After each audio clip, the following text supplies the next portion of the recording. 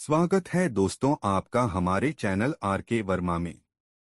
बहुत समय पहले की बात है, तब आगरा के निकट बैमन नामक गांव में उस इलाके के एक बहुत बड़े जमींदार गंगाराम रहा करते थे।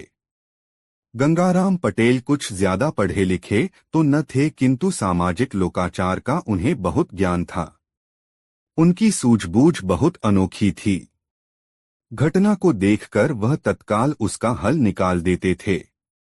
उनकी विचित्र बुद्धि को देखकर गांव के सब लोग सम्मान से उन्हें गंगाराम पटेल कहकर संबोधित करते थे। उसी गांव में बुलाकी नाम का एक नाई भी रहता था, जो गंगाराम का बाल सखा था। बुलाकी की गंगाराम पटेल के साथ घनिष्ठ मित्रता थी। बुलाकी भी गंगाराम पटेल की भांति कुशाग्र बुद्धि का व्यक्ति था। उसे लोकव्यवहार को समझने में गहरी दिलचस्पी रहती थी। अक्सर जब वे दोनों मिलते तो किसी न किसी प्रसंग को लेकर उनमें बहस छिड़ जाती। बुलाकी यह सोचकर कि शायद गंगाराम इस प्रश्न का उत्तर न दे पाएं, कोई ऐसा प्रश्न गंगाराम से पूछता जिसका उत्तर मिलना बहुत कठिन होता, लेकिन गंगाराम भी कम नहीं थे। बुलाकी के हर प्रश्न का जवाब वे इतनी सहजता से दे देते कि बुलाकी की सारी उत्सुकता शांत हो जाती। प्रश्न और उत्तरों का यह आदान प्रदान प्रायः उन दोनों के बीच चलता ही रहता था। दूसरे लोग भी उनके प्रश्नोत्तर के बीच शांत बैठे रहते और उनकी नोकझोंक से आनंदित होते रहते थे। दोस्तों, गंगाराम पटेल और बुलाकी दोनों सारे दिन यात्रा करने के पश्चात शाम के समय वे एक नगर के समीप पहुंचे और नगर के बाहर एक सुंदर बाग देखकर वहीं रात भर विश्राम करने का निश्चय किया। दोनों अपने अपने घोड़ों से उतरे। घोड़ों को पेड़ से बांध दिया, उनकी जीनें उतार लीं और सारा सामान एक घने वृक्ष के नीचे रखकर उसकी छाया में विश्राम करने लगे। कुछ देर बाद गंगाराम ने अपनी जेब से कुछ रुपए निकाले और उन्हें बुलाकी को देकर कहा, बुलाकी, ये पैसे लेकर बाजार जाओ और भोजन के लिए आवश्यक सामग्री खरीद लाओ। और हाँ, ध्यान रहे, घी जरूर लाना। घी के बिना मुझे भोजन अच्छा नहीं लगता। पैसे लेकर बुलाकी बाजार के लिए चल पड़ा। उसने पंसारी की दुकान से आटा, चावल, मसाले और घी आदि खरीदा और वापस लौट पड़ा। बाजार से गुजरते हुए अचानक उसने एक विचित्र दृश्य देखा। उसने देखा कि एक प्रौढ़ा स्त्री एक पालकी में बैठी हुई है और 3 कहार और एक राजपुरुष उस पालकी को अपने कंधों पर उठाए चले जा रहे हैं। एक राजपुरुष किसी स्त्री की पालकी ढोए, यह देखकर बुलाकी की उत्सुकता अपने चरम पर जा पहुंची। वह जल्दी जल्दी कदम बढ़ाता बाग में पहुंचा और गंगाराम के सामने सारा सामान रखता हुआ बोला, पटेल जी, अभी कुछ देर पहले मैंने बाजार में एक अनोखा दृश्य देखा।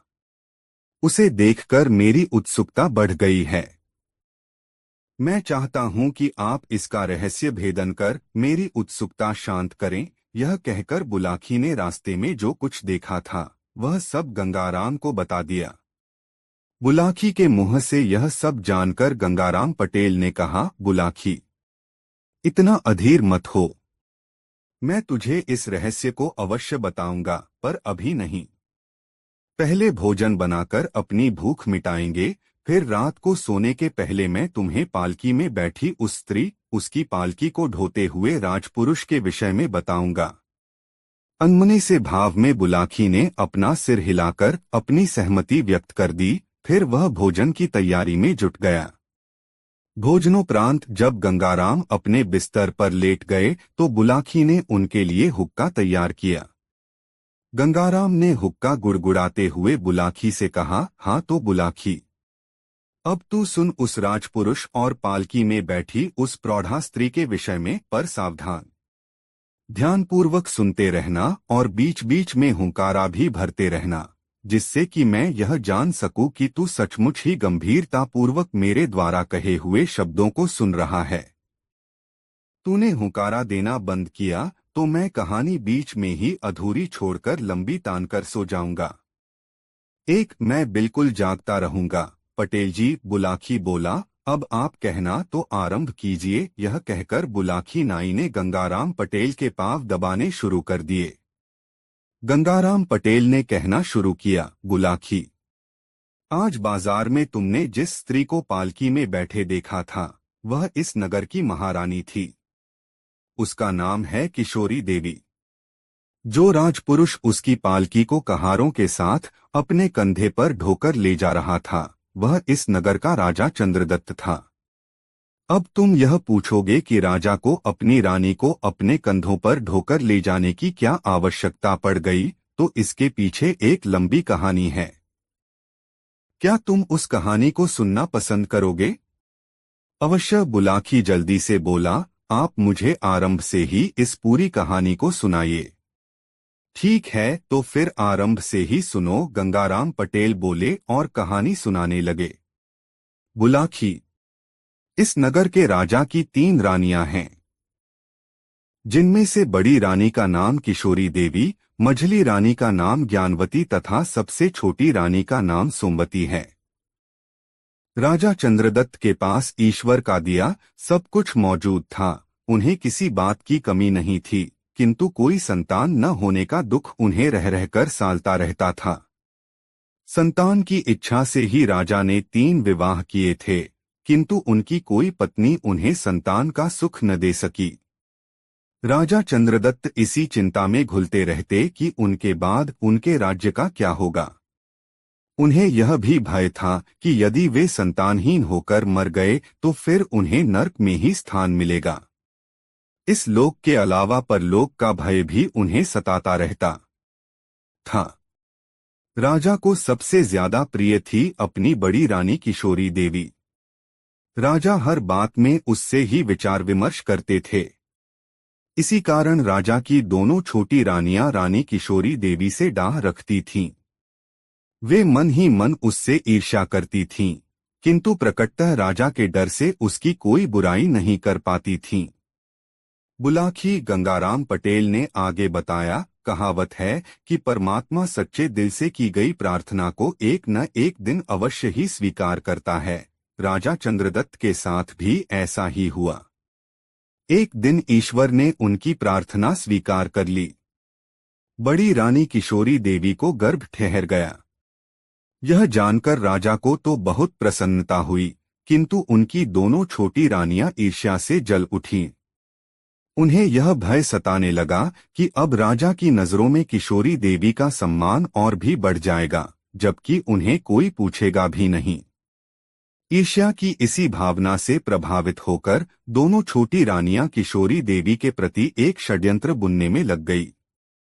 मझली रानी ज्ञानवती ने छोटी रानी सोमवती से कहा, सोमवती, यदि रानी किशोरी देवी को संतान पैदा हो गई तो अपना तो बेड़ा गर्क हुआ ही समझो। राजा पहले से ही उस पर विशेष ध्यान देते हैं, उसकी हर इच्छा को तत्काल पूरी करवा देते हैं। संतान हो जाने पर तो वे उस पर जान छिड़कने लगेंगे। हमारे कक्ष में तो वे अब भी कभी कभार ही आते हैं, संतान प्राप्ति के बाद तो वे हमारे पास बिल्कुल ही आना छोड़ देंगे। हमारी हालत तो महल की किसी दासी से भी गई बीती हो जाएगी। ठीक कहती हो बहन ज्ञानवती, छोटी रानी ने आहसी भरते हुए कहा, मैं तो अपने भविष्य को लेकर बहुत ही चिंतित हूँ। सोचती हूँ राजा की उपेक्षा का शिकार बनने से पहले ही राजमहल छोड़कर अपने मायके चली जाऊं तो बेहतर है। तुम्हारे मायके चले जाने से क्या इस समस्या का हल निकल आएगा? सोमवती, मेरी मानो तो यहीं डटी रहो और मेरे साथ मिलकर इस स्थिति का दृढ़तापूर्वक सामना करो। सुनो, इस समस्या का एक निदान मेरे मन में है। तुम साथ दो तो हम दोनों राजा की नजरों में फिर से सम्मान और प्यार प्राप्त कर सकती हैं। वह कैसे? बड़ी रानी किशोरी का राज्य से निष्कासन करवाकर मझली रानी ने सरगोशी करते हुए बताया, यदि किसी तरह किशोरी नाम का यह कंटक दूर हो जाए तो राजा फिर से हमें प्यार और सम्मान देना शुरू कर देंगे। हमारी खोई हुई प्रतिष्ठा हमें पुनः मिल जाएगी। पर यह सब संभव कैसे होगा? होगा सोमवती, जरूर होगा। तुम बस देखती जाओ, यह कहकर ज्ञानवती धीरे धीरे उसे अपनी योजना समझाने लगी।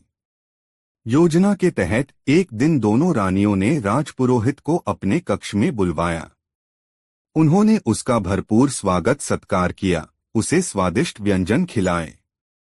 भोजन करके जब राजपुरोहित तृप्त हो गया, तब मझली रानी ने अपना मंतव्य उसे बताया। उनका मंतव्य जानकर राजपुरोहित भय से सिहर उठा। उसने कहा, मैं इस जघन्य कार्य में आप लोगों का साथ नहीं दूंगा। इतनी मुद्दत के बाद तो हमारे महाराज की इच्छा पूरी होने जा रही है। मैंने अगर इसमें व्यवधान डाला तो मुझे नर्क में भी जगह नहीं मिलेगी। बाद में जब राज्य के लोगों को इस बात का ज्ञान होगा तो हर जगह मेरी बेइज्जती होगी, लोग मुझ पर थूकेंगे, वे मुझे देशद्रोही करार देंगे। मैं राजा की नजरों से भी गिर जाऊंगा। हो सकता है राजा क्रोध में भरकर मेरा वध करने का ही आदेश दे डालें। नहीं नहीं, मुझे तो आप लोग क्षमा ही कर दीजिए, मैं इस कार्य को नहीं कर सकता। बात बिगड़ती देखकर मझली रानी ने पासा फेंका, राजपुरोहित जी, घबराइए नहीं। आज की दुनिया में सबसे बड़ी चीज है धन। इस काम के बदले हम आपको इतना धन देंगी कि फिर आपको राजा की नौकरी की आवश्यकता ही नहीं पड़ेगी। फिर आप तो स्वयं ही समझदार हैं, धन लेकर किसी दूसरे राज्य में चले जाना। आप और आपके शेष परिवार का जीवन बड़े खुशहाल ढंग से व्यतीत होगा। राजपुरोहित लालच में फंस गया।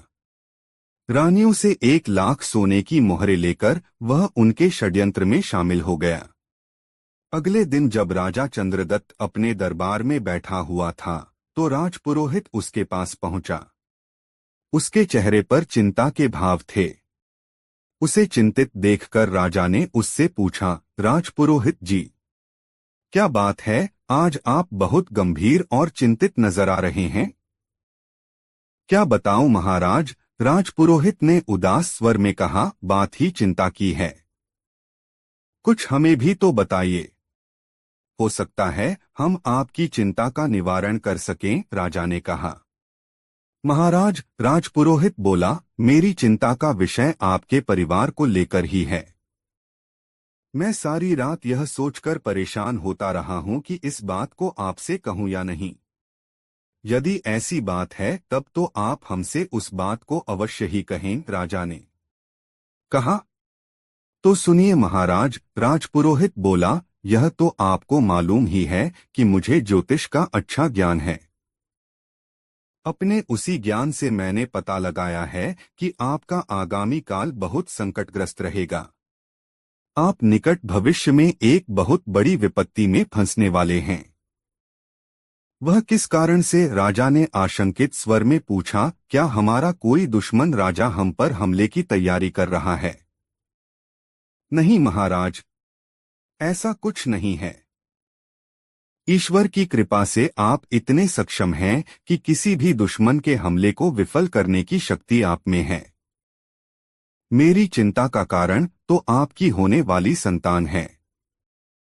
मेरी संतान? हम कुछ समझे नहीं राजपुरोहित जी, राजा ने व्यग्र स्वर में पूछा। आप हमें सारी बातें खुलकर और विस्तार पूर्वक बताइए। राजन, आपकी बड़ी रानी के गर्भ में जो शिशु पल रहा है वह आपके लिए बहुत अनिष्टकारी है। मेरा ज्योतिष ज्ञान कहता है कि उसके जन्म के बाद जैसे ही आप उस शिशु का मुंह देखेंगे, आपके नेत्रों की ज्योति चली जाएगी। आप हमेशा के लिए अंधे हो जाएंगे महाराज। यही मेरी चिंता का विषय है। ओह, राजा ने यह बात सुनकर एक लंबी सांस भरी। फिर उसने चिंतातुर स्वर में राजपुरोहित से कहा, राजपुरोहित जी, हम अंधे बनकर जीवन व्यतीत करना नहीं चाहते, लेकिन हम यह भी नहीं चाहते कि हम अपनी औलाद के सुख से वंचित रहें।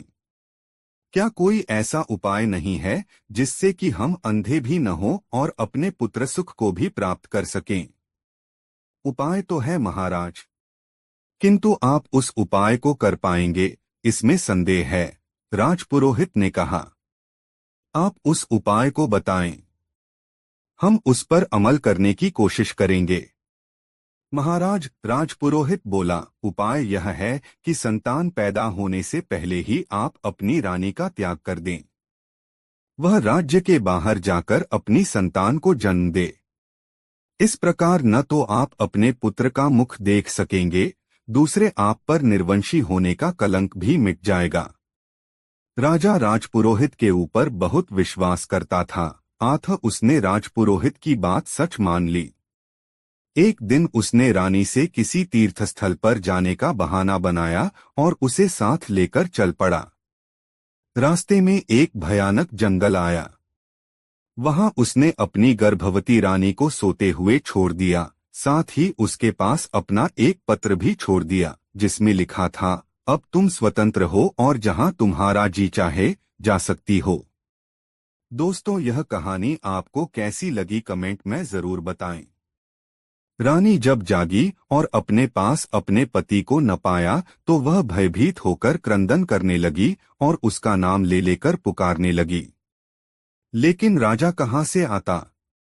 वह तो अपनी मर्जी से उसे घनघोर जंगल में छोड़ गया था। काफी देर तक विलाप करने के बाद जब रानी सामान्य हुई तो उसे परिस्थिति का बोध हुआ। पत्र पढ़कर वह समझ गई कि किसी कारण से राजा ने जानबूझकर उसका त्याग कर दिया है। अब उसे अपने साथ साथ उस अबोध शिशु की भी चिंता हुई जो उसकी कोख में पल रहा था। तब वह अपने मन में धैर्य धारण करके उस वन में विचरण करती हुई एक पगडंडी पर चल पड़ी। 2 दिन तक लगातार चलने के बाद रानी एक साधु के आश्रम पर पहुंची। प्रसव भार से दबी एक महिला को घनघोर जंगल में बने अपने आश्रम में देखकर साधु की आश्चर्य से आंखें फैल गईं। उसने किशोरी से वहां पहुंचने का कारण पूछा तो उसने रोकर सारी बातें साधु को बता दीं। उसकी दास्तान सुनकर साधु को उस पर बहुत दया आई। उसने किशोरी से कहा, बेटी, अब तुम्हें कहीं और भटकने की आवश्यकता नहीं है। तुम आराम से यहाँ रहकर अपनी संतान को जन्म दो। मैं तुम्हारी हर संभव सहायता करूंगा। कुछ समय बाद जब रानी का गर्भकाल पूरा हुआ तो उसने एक पुत्र को जन्म दिया। साधु ने उस बालक का नाम रखा विशाल। अपनी माता और साधु के सान्निध्य में बालक विशाल दूज के चांद की भांति बढ़ने लगा। समय किसी का इंतजार नहीं करता, उसका चक्र निरंतर चलता ही रहता है। धीरे धीरे उस घटना को 12 वर्ष बीत गए। बालक विशाल अब 12 वर्ष की उम्र का सुंदर किशोर बन गया। उस महात्मा के आश्रम में और भी विद्यार्थी पढ़ते थे। वे सभी बालक संपन्न घरानों के थे, जिन्हें उनके अभिभावकों ने विद्याध्ययन के लिए महात्मा के आश्रम में रखा हुआ था। पढ़ाई के उपरांत जब वे अपने अपने माता पिता को लेकर बातें करते तो विशाल का मन उदास हो जाता था। जब बालक उससे अपने पिता का नाम पूछते तो वह उन्हें यही उत्तर देता, मेरे पिता तो साधु महाराज ही हैं, क्योंकि इन्होंने मेरी परवरिश की है। विशाल कहने को तो कह देता, किंतु उसे अपने ही उत्तर से संतोष न होता। उसे यह जानने की सदैव उत्सुकता बनी रहती कि आखिर उसके वास्तविक पिता कौन हैं। एक दिन जब उसके साथी विद्यार्थियों ने पिता को न जानने पर उसका उपहास उड़ाया तो उससे रहा नहीं गया। गुरुकुल से वापस आकर उसने सबसे पहले अपनी माँ से यही प्रश्न पूछ लिया, माँ, मुझे सच सच बताओ कि मेरे पिता कौन हैं? बताया तो था बेटा, माँ ने प्यार से अपने आंचल से उसका धूल भरा चेहरा पोंछते हुए कहा, स्वामी जी ही तेरे पिता हैं। यह झूठ है माँ। स्वामी जी मेरे पिता हरगिज नहीं हो सकते। वह तो तुम्हें बेटी कहते हैं। मुझे मेरे असली पिता का नाम बताओ। बता दूंगी बेटा, जरूर बता दूंगी, किशोरी ने कहा, पहले तू भोजन कर ले। गुरुकुल से लौटा है, तुझे भूख लगी होगी। भोजन की बात सुनकर विशाल शांत हो गया। भोजन के उपरांत वह अपने प्रश्न का उत्तर मांगना छोड़कर अपने साथियों के साथ खेलने के लिए चल पड़ा। इसी प्रकार जब जब वह अपनी माता से अपने पिता का नाम पूछता, उसकी माता उसे किसी अन्य विषय में उलझाकर उसका ध्यान बंटा देती थी। किशोर विशाल जान ही न पाया कि उसके पिता का नाम क्या है, वह कहाँ के रहने वाले हैं, क्या करते हैं, उसकी माता उससे अलग क्यों रहती है। आदि आदि दिन गुजरते गए। फिर एक दिन ऐसा भी आया जब साधु महाराज का भी अंतिम समय आ पहुंचा। तब उन्होंने किशोरी और विशाल को अपने पास बुलाकर कहा, बेटी किशोरी, मेरा अंतिम बुलावा आ पहुंचा है। मेरा जीवन चक्र पूरा हुआ। अपना शरीर छोड़ने से पूर्व मैं तुम्हें दो वस्तुएं देना चाहता हूं। यह कहकर साधु महाराज ने अपनी शया के नीचे से दो चीजें निकाली। उनमें एक तो कपड़े से बनी एक थैली थी और दूसरा था एक तीर। उन्होंने वे दोनों चीजें किशोरी को सौंपते हुए कहा, बेटी किशोरी, यह थैली कोई साधारण थैली नहीं है। यह मंत्रपूरित थैली है जिसे मैंने बड़ी कठिन साधना के बाद अपने गुरु से प्राप्त किया था। इसकी विशेषता यह है कि इसमें रखा धन कभी समाप्त नहीं होता। इस थैली से दिन में एक बार तुम जितना भी धन मांगोगी तुम्हें प्राप्त हो जाएगा। और इस तीर की विशेषता यह है कि इसका लक्ष्य कभी चूकता नहीं है। धनुष पर चढ़ाकर तुम जिस पर भी लक्ष्य करके इसे छोड़ोगे, यह तीर अवश्य उसे वेध डालेगा, भले ही वह लक्ष्य कितना ही भारी, विशाल और मजबूत क्यों न हो। वे दोनों चीजें किशोरी और विशाल को सौंपकर साधु महाराज ने अपना शरीर छोड़ दिया। साधु महाराज के ब्रह्मलीन हो जाने से मां बेटे दोनों पर जैसे पहाड़ टूट पड़ा। वे दोनों अपने को असहाय सा महसूस करने लगे। उनके नेत्रों से आंसुओं की झड़ी बहने लगी। फिर जब दोनों कुछ सामान्य हुए तो उन्हें अपने कर्तव्य का बोध हुआ। उन्होंने अपने उपकारक के लिए एक चिता तैयार की और उनका शव दाह कर दिया। साधु महाराज की मृत्यु के बाद मां बेटे दोनों का मन वहां से उचाट हो गया। अतः उन्होंने आश्रम को छोड़ा और नगर में रहने की इच्छा से वहां से चले आए। उन्होंने राजा चंद्रदत्त के इस नगर के ही समीप की एक बस्ती में एक मकान खरीदा और उसी में रहने लगे। इस प्रकार उस मकान में रहते हुए उन्हें 5 वर्ष बीत गए। इतनी कहानी सुनाकर गंगाराम पटेल ने कुछ देर के लिए विराम लिया, फिर आगे बोले, बुलाखी, अब तू राजा चंद्रदत्त का हाल सुन कि इतने दिनों में उसका क्या हुआ। किशोरी की अनुपस्थिति में मझली रानी ज्ञानवती ने उस पर ऐसी मोहिनी डाल दी कि वह बस उसी का होकर रह गया। रानी ज्ञानवती उसे अपनी उंगलियों पर नचाने लगी। वह जो कुछ भी कहती, जैसा करने को कहती, राजा तत्काल उसकी इच्छा का परिपालन करता था। राजा का यह हाल हो गया कि उसने दरबार जाना ही बंद कर दिया और राजकार्य का सारा दायित्व एक तरह से मंत्रियों के हाथों में सौंपकर दिनरात रानी ज्ञानवती के कक्ष में ही पड़ा रहता था। यह सब देख देख कर रानी सोमवती मन ही मन कुढ़ती रहती, क्योंकि राजा ने एक तरह से उसे पूरी तरह उपेक्षित कर दिया था। बुलाखी, कहावत है कि सहन शक्ति की भी एक सीमा होती है। राजा द्वारा की जा रही अपनी उपेक्षा से जब सोमवती के सब्र का बांध टूट गया तो उसने अपने शरीर की आग बुझाने का एक दूसरा तरीका ढूंढ लिया। उसने राज्य के रक्षा मंत्री के साथ अनैतिक संबंध स्थापित कर लिए और महल की बहुत सी अंतरंग बातें उसे बता दीं।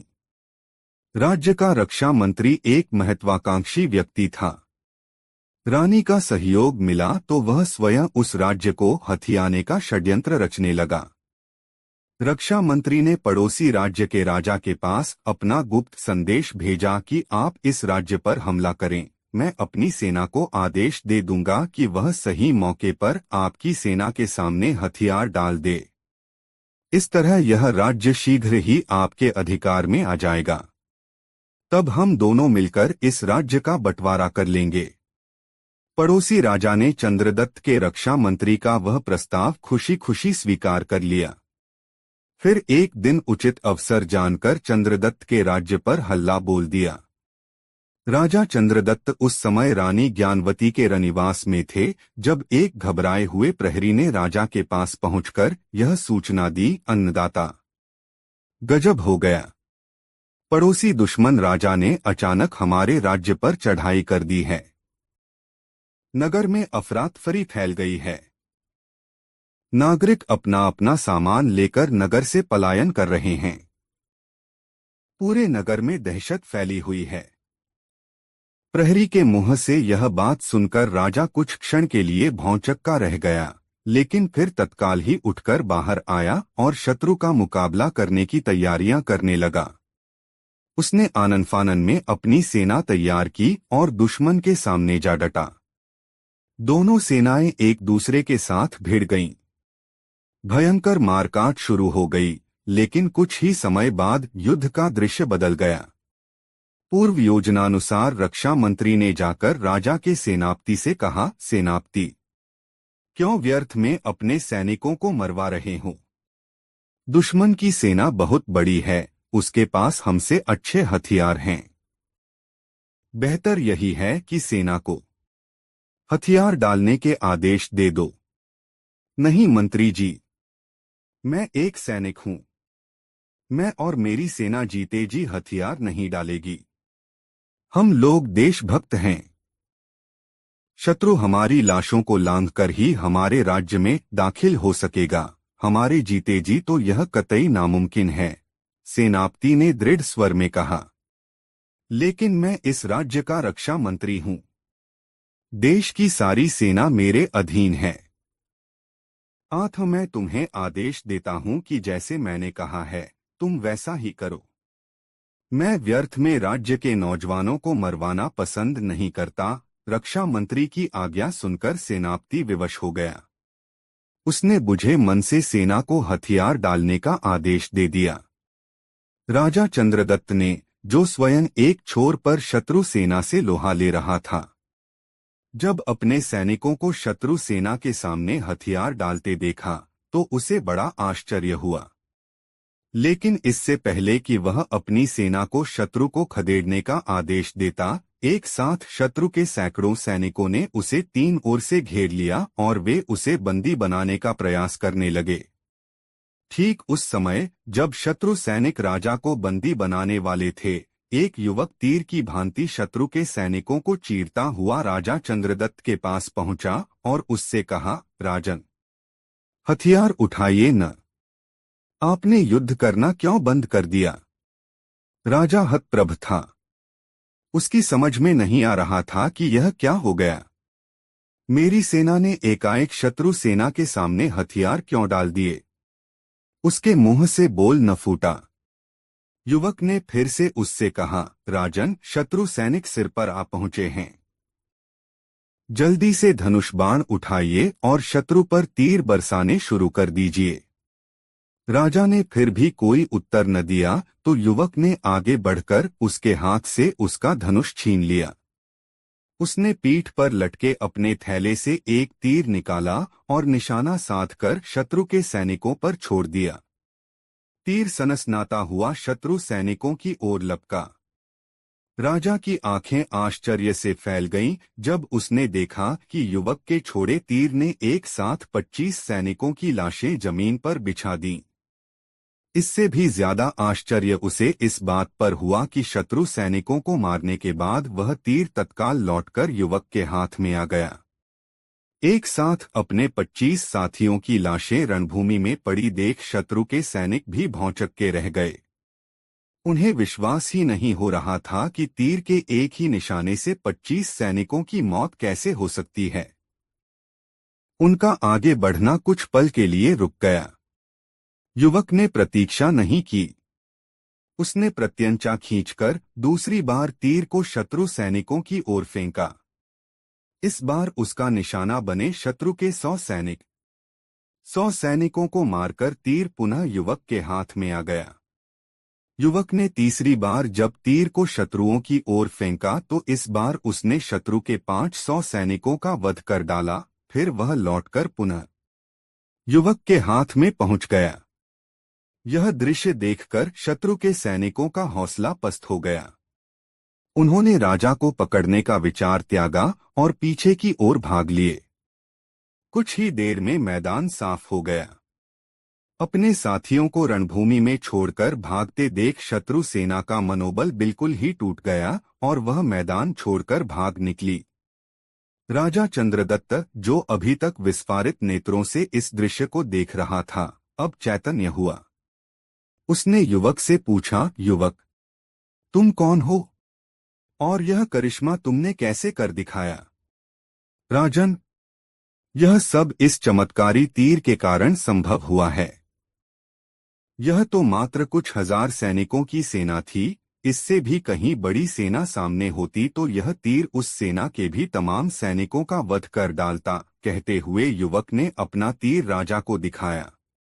राजा चंद्रदत्त उस युवक का बहुत आभारी था। आथ उससे कहा, युवक, मैं तुम्हारी बहादुरी से बहुत खुश हूँ। अगर तुम सही समय पर न पहुंचते तो यकीनन शत्रु सैनिक मुझे गिरफ्तार कर लेते।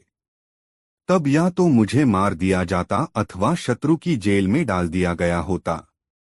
मैं तुम्हारा आभार प्रकट करता हूँ, कृपा कर मेरे साथ नगर चलो। युवक प्रसन्नता के साथ उसके साथ चलने के लिए तैयार हो गया। इतनी कहानी सुनाकर गंगाराम पटेल ने बुलाखी नाई से पूछा, बुलाखी, क्या तुम समझ गए हो कि कौन था वह युवक? हाँ पटेल जी। विशाल के अलावा और कौन हो सकता था वह युवक? और वह तीर जिससे उसने इतनी विशाल संख्या में शत्रु मार डाले थे, उन्हीं साधु महाराज का दिया हुआ था, जिसे उन्होंने अपने ब्रह्मलीन होने से पहले विशाल को दिया था। बिल्कुल सही समझे, वह युवक विशाल ही था। अब सुनो आगे की कहानी, कहकर गंगाराम पटेल ने कथाक्रम आगे बढ़ाया। बुलाखी।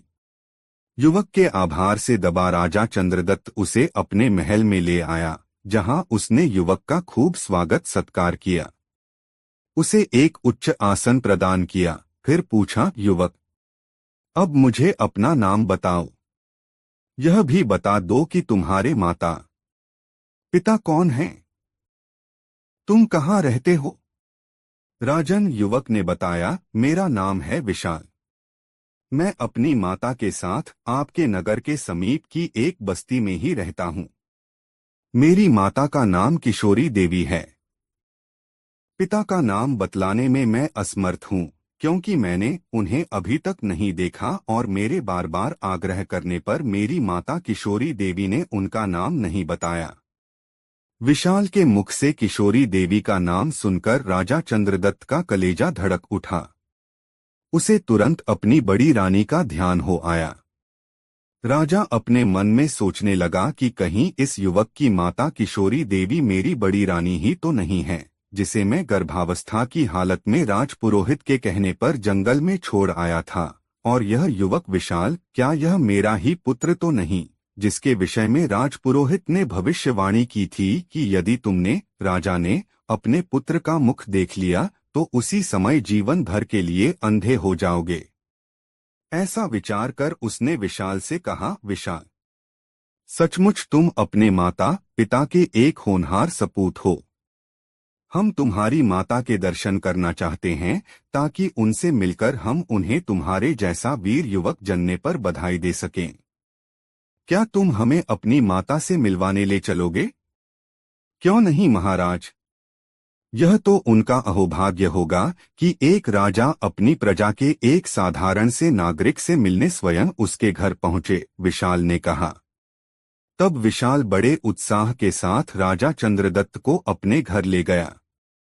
राजा ने जब विशाल की माता किशोरी देवी को देखा तो पहली ही नजर में उसे पहचान गया। हठात उसके मुंह से निकला, महारानी किशोरी देवी तुम? किशोरी देवी ने झुककर राजा के चरण छुए। बोली, हाँ महाराज, आपने ठीक पहचाना है। मैं आपके चरणों की दासी वही किशोरी देवी हूँ। और यह युवक विशाल आपका ही पुत्र है स्वामी। रानी किशोरी देवी ने रुंधे गले से बताया, यह अभागा ऐसा बेटा है जो अभी तक अपने पितृसुख से वंचित रहा है। राजा ने तब बार बार अपने पिछले व्यवहार की रानी किशोरी देवी से क्षमा मांगी और कहा, महारानी, अब तक जो हो चुका उसे भूल जाइए और अब राजमहल में चलकर अपने पद को प्रतिष्ठित कीजिए। राजा की बात सुनकर रानी किशोरी देवी कुछ कहना ही चाहती थीं कि तभी विशाल बोल पड़ा, राजन, इतना तो मैं जान ही चुका हूं कि आप मेरे पिता हैं।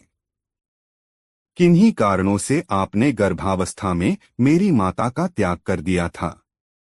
मैं उन कारणों को जानना नहीं चाहता, किंतु इतना अवश्य कहूंगा कि मेरी माता अब आपके राजमहल में एक शर्त पर ही वापस जाएगी। कौन सी शर्त पर बेटा? आशंकित स्वर में राजा ने पूछा। आप स्वयं अपना कंधा लगाकर कहारों के साथ इसे पालकी में बिठाकर ले चलेंगे, तभी यह राजमहल जाएगी, अन्यथा नहीं। राजा ने अपने पुत्र का यह आग्रह सहर्ष स्वीकार कर लिया और रानी को पालकी ढोने के लिए तैयार हो गया। कहानी का समापन कर गंगाराम पटेल ने बुलाखी नाई से कहा, बुलाखी, अब तो तुम समझ ही गए होंगे कि पालकी में बैठी वह प्रौढ़ा स्त्री कौन थी और उसकी पालकी को कहारों के साथ ढोने वाला वह राजपुरुष कौन था। हाँ पटेल जी, बिल्कुल समझ गया। आपने मेरी शंका का समाधान कर दिया है। आठ मैं भी वापस जाने का विचार त्यागता हूँ। मैं अब आपके साथ आगे की यात्रा पर चलूंगा। ठीक है, अब तू भी सो जा। मेरी आंखों में भी नींद गहराने लगी है। सुबह उठकर फिर से यात्रा आरंभ करनी है, कहकर गंगाराम ने चादर ओढ़ ली। बुलाखो भी सोने का उपक्रम करने लगा। दोस्तों, यह कहानी आपको कैसी लगी कमेंट में जरूर बताएं और वीडियो को एक लाइक जरूर करें। गौ माता का आशीर्वाद। काशी यात्रा के वापसी चरण में अगले दिन गंगाराम पटेल और बुलाखीराम नाई एक नए नगर में पहुंचे और उसी नगर में विश्राम करने का निश्चय किया। बाजार जाते समय बुलाखीराम ने फिर एक अजूबा दृश्य देख लिया, जिसका रहस्य जानने के लिए उसके पेट में उथल पुथल मचने लगी। लौटकर जब उसने वह बात पटेल को बताई तो पटेल ने कहा, बुलाखी, तेरी इस शंका का निवारण मैं रात को सोते समय कर दूंगा। अभी तो कुछ पेट पूजा के बारे में विचार कर। पाठ को। बुलाखी आज जो अजीब बात देखकर आया था वह इस प्रकार थी। बुलाखी ने देखा था कि एक ब्राह्मण के घर के आगे एक गाय मरी हुई पड़ी थी। ब्राह्मण उस गाय को मरा हुआ देखकर शोकग्रस्त हो रहा था। उसी समय एक स्त्री वहां पहुंची। उसने मरी हुई गाय की पीठ पर जब अपना हाथ फिराया तो वह मरी हुई गाय फिर से जीवित हो गई थी। रात को सोने से पूर्व गंगाराम पटेल ने इस रहस्य से इस प्रकार पर्दा उठाया। उन्होंने बुलाखीराम से कहा, बुलाखीराम, इस शहर में रामकृपालु नाम का एक गरीब ब्राह्मण निवास करता था। यद्यपि वह सुंदर सुगठित शरीर का स्वामी था, ब्रह्म विद्या का भी उसे पर्याप्त ज्ञान था, किंतु उसकी निर्धनता उसके लिए अभिशाप बन गई थी। कोई भी ब्राह्मण उसके साथ अपनी कन्या का विवाह करने के लिए तैयार ही नहीं होता था। बेचारा रामकृपालु एक अविवाहित जीवन गुजार रहा था। एक दिन रामकृपालु ने सोचा कि मनुष्य की गरीबी ही उसकी उन्नति में बाधक होती है। धन पास हो तो सफलता के अनेक द्वार स्वयं ही खुल जाते हैं। समाज में उसकी पूछ होने लगती है। धनवान व्यक्ति को ही लोग सम्मान देते हैं, उसे झुक झुक कर सलाम करते हैं। आठ मुझे भी परदेश में जाकर धनोपार्जन करना चाहिए। ऐसा विचार कर एक दिन उसने अपना नगर छोड़ दिया और परदेश में धन कमाने के लिए चल पड़ा। बुलाखी। रामकृपालु नाम का वह ब्राह्मण युवक दिन भर एक ही दिशा में चलता रहा। जब वह थककर चूर हो गया तो एक वृक्ष की छांव में बैठकर विश्राम करने लगा। कुछ ही देर में उसे नींद आ गई। तब वह वृक्ष के तने से अपना सिर टिकाकर सो गया। वन में जिस वृक्ष के नीचे ब्राह्मण युवक रामकृपालु सोया हुआ था, उसी वृक्ष पर एक यक्ष का निवास था। ब्राह्मण की दीनहीन अवस्था देखकर उस यक्ष को इस पर दया आ गई। उसने स्वप्न में उस ब्राह्मण को दर्शन दिए और उससे कहा, है उस पर युवक, आज तू मेरी शरण में आया है। तेरी दीनहीन अवस्था देखकर मैंने अनुमान लगा लिया है कि तुझे सचमुच धन की बहुत आवश्यकता है। मेरे पास बहुत धन है जिसका मैं कभी उपयोग नहीं करता। एक तरह से वह धन मेरे लिए बेकार ही है, अतः वह धन तू अपने साथ ले जा और संपन्नता का जीवन व्यतीत कर। तत्पश्चात उस यक्ष ने स्वप्न में ही उस गुप्त स्थान का पता भी उसे बता दिया। ब्राह्मण की नींद खुली तो उसने उठकर उस स्थान की खोज की। शीघ्र ही उसी वृक्ष के नीचे वह गुप्त स्थान उसे मिल गया जहां यक्ष ने अपना खजाना दबाया हुआ था। ब्राह्मण ने जल्दी जल्दी वह सारा धन निकाल लिया और उस धन को एक गठरी में बांध करके पीठ पर लाद कर आगे को चल दिया। ब्राह्मण जब कुछ दूर निकल गया तो रास्ते में उसे एक वधिक मिला जो एक कपिला गाय को रस्सी से बांधकर ले जा रहा था। ब्राह्मण ने उस वधिक से पूछा, क्यों भाई, तुम इस गाय को खरीद कर लाए हो या इसे बेचने के लिए ले जा रहे हो? वधिक बोला, न तो मैं इसे खरीद कर लाया हूं और न इसे बेचने का इरादा है। मैं तो इसको मारकर इसे अपना आहार बनाऊंगा। नहीं भाई, ऐसा मत करो। देखो, यह एक अच्छी नस्ल की गाय है। अच्छी तरह से इसे दाना पानी दोगे तो यह तुम्हारे परिवार के लोगों के लिए खूब दूध देगी। ब्राह्मण ने कहा। वधिक कहने लगा, देखो भाई, न तो मेरे पास पत्नी है और न कोई परिवार। मैं इस दुनिया में नितांत अकेला हूं। पेशे से वधिक हूं, मांसाहारी हूं। इसलिए खाने के लिए मुझे मांस तो चाहिए ही। यदि इस गाय को मारूंगा नहीं तो खाऊंगा क्या? ब्राह्मण बोला, भैया वधिक, अपने आहार के लिए तुम किसी अन्य जानवर को खरीद लेना। तुम मुझसे इस गाय का मूल्य ले लो, मैं तुम्हें इसका मुंहमांगा मूल्य चुकाने के लिए तैयार हूं। ठीक है भाई, वधिक बोला, तुम यदि इतनी जिद कर रहे हो तो चुका दो इसका मूल्य। मैं 1000 रुपयों के बदले तुम्हें यह गाय सौंप दूंगा। ब्राह्मण ने अपनी गठरी से रुपए निकालकर उस वधिक को दे दिए। वधिक खुशी खुशी गाय को उसे सौंपकर अपने रास्ते चला गया।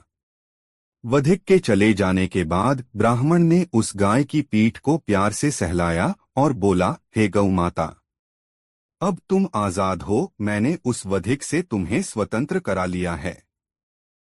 अब तुम जहां जाना चाहो खुशी से जा सकती हो। यह सुनकर उस गाय ने मानवी भाषा में कहा, हे पुत्र, अब मैं तुझे छोड़कर कहां जाऊंगी? तू मुझे अपने साथ ही ले चल। तेरे घर में रहकर जो भी हरा सूखा चारा तू मुझे देगा, मैं उसी को खाकर संतुष्ट हो जाया करूंगी। एक गाय को अपनी भाषा में बोलते देख ब्राह्मण को बहुत आश्चर्य हुआ। उसने पूछा, हे गाय माता, यह कैसा चमत्कार है? तुम एक गाय होते हुए भी मानवी भाषा कैसे बोल लेती हो? गाय बोली, हे पुत्र, पूर्वजन्म में मैं एक यक्ष कन्या थी। एक बार मैं अपनी सखियों के साथ वन विहार को गई। वहां हम लोगों ने एक रमणीक स्थान देखा। वहां एक सरोवर था।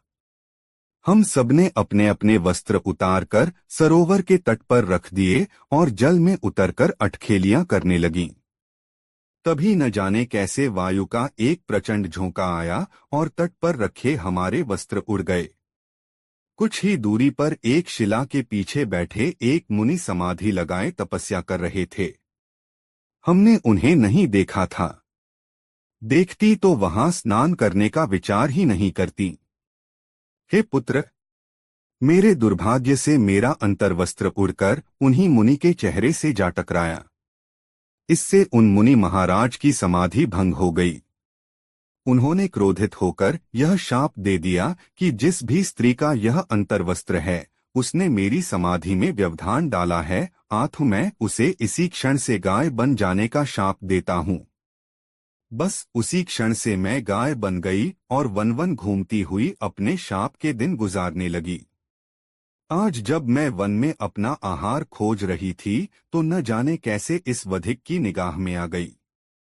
इस दुष्ट ने मुझे पकड़कर रस्सी से बांध लिया और अपने साथ ले आया। सौभाग्यवश रास्ते में तुम मिल गए और तुमने मुझे उस वधिक के चंगुल से आजाद करा लिया, नहीं तो वह दुष्ट आज मुझे निश्चित रूप से मार ही डालता। गाय की राम कहानी सुनकर ब्राह्मण को उस पर बहुत दया आई।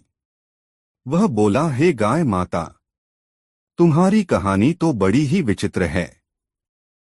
अब मुझे यह बता दो कि तुम किस तरह से उस मुनि के शाप से मुक्त हो सकती हो। हो सकता है इस विषय में मैं ही तुम्हारी कुछ सहायता कर सकूं। गाय कहने लगी, हे दयालु युवक, मेरे शाप का समय बस समाप्त होने को है, लेकिन यह शरीर छोड़ने से पूर्व मैं तुम्हारा भी कुछ भला कर जाना चाहती हूँ। कैसे करोगी मेरा भला? ब्राह्मण ने पूछा। जब तुम मुझे अपने घर पर लेकर पहुंचोगे और जैसे ही मैं तुम्हारी देहरी पर अपना पहला कदम रखूंगी, बस उसी घड़ी मेरा प्राणांत हो जाएगा। तत्पश्चात एक सुंदर सी युवती वहां आकर मेरा स्पर्श करेगी। जैसे ही वह मेरे मृत शरीर पर अपना हाथ रखेगी, मैं पुनः जीवित हो जाऊंगी। मेरे दयालु बेटे, वह युवती ही तुम्हारी पत्नी बनेगी। तुम उससे विवाह कर लेना और एक सुखी संपन्न जीवन व्यतीत करना। गाय की बातों पर विचार करता हुआ ब्राह्मण गाय को लेकर अपने घर आ गया। फिर वैसा ही हुआ जैसा गौ माता ने उसे बताया था। जैसे ही गाय ने उसकी देहरी पर अपना पहला कदम रखा, गाय लड़खड़ाई और वहीं गिरकर दम तोड़ गई। ब्राह्मण अभी विस्मय से उसे देख ही रहा था कि तभी एक सुंदर युवती वहां आ पहुंची और वह नीचे झुककर गाय के शरीर पर अपना हाथ फिराने लगी। उस युवती के स्पर्श से गाय के शरीर में पुनः प्राण लौट आए और वह जीवित होकर उठ खड़ी हुई। सोहे बुलाखी, आज तू जिस विचित्र दृश्य को देखकर आया है, वह यही दृश्य था। अब बोल, तेरी शंका का निवारण हुआ है या नहीं? पटेल ने पूछा। पटेल जी, बुलाखी ने अपनी गुद्दी खुजलाते हुए कहा, वैसे तो मेरी सारी शंका का समाधान हो गया है, पर छोटी सी शंका और बाकी रह गई है। वह भी बता। मैं उसका भी निराकरण कर दूंगा, पटेल ने कहा। पटेल जी, कल सुबह अपनी यात्रा आरंभ करने से पहले यदि मुझे कुछ देर के लिए उस ब्राह्मण के घर जाने की आज्ञा दे दें तो आपकी बहुत कृपा होगी। मैं एक बार फिर से उस शापग्रस्त गाय के दर्शन करना चाहता हूँ, बुलाखी ने कहा। भाई बुलाखी, पटेल बोले, तुझे वह गाय देखने से मैं रोकूंगा नहीं। बेशक सुबह जाकर उसे देख लेना, लेकिन वह गाय अब तुझे वहां मिलेगी नहीं। याद है कहानी के दौरान गाय ने क्या कहा था? गाय ने उस ब्राह्मण से कहा था कि मेरा शाप का समय समाप्त हो रहा है। वह गाय तो ब्राह्मण की देहरी पर पहुंचते ही शाप से मुक्त हो गई थी। पुनः जीवित वह इसलिए हुई थी कि उसने उस युवक से उसकी होने वाली वधू की पहचान करानी थी। उसके बाद उसने फिर से अपना चोला छोड़ दिया होगा। मुझे तो पूरी उम्मीद है कि वह ब्राह्मण अब तक उस गाय को भूमि में गहराई तक दबा भी चुका होगा। फिर भी विश्वास न हो तो जाकर अपनी आंखों से इस सच्चाई की परख कर लेना। मेरी तरफ से आज्ञा है। इतना कहकर पटेल ने इस कहानी का समापन कर दिया और सोने की तैयारी करने लगे। उन्होंने एक बार फिर से हुक्का गुड़गुड़ाने की कोशिश की, किंतु तब तक चिलम में रखे अंगारे बुझ चुके थे। पटेल ने निगाली का मुंह फेरा और चादर उठाकर ओढ़ ली। कुछ ही देर बाद उसके खर्राटे गूंजने लगे। दोस्तों, गंगाराम पटेल और बुलाखी राम नाई की यह कहानी आपको कैसी लगी कमेंट में जरूर बताएं। ऐसी और नई मजेदार कहानी सुनने के लिए हमारे चैनल आरके वर्मा को सब्सक्राइब जरूर कर ले और यह वीडियो अपने मित्रों को जरूर शेयर करें। वीडियो देखने के लिए धन्यवाद।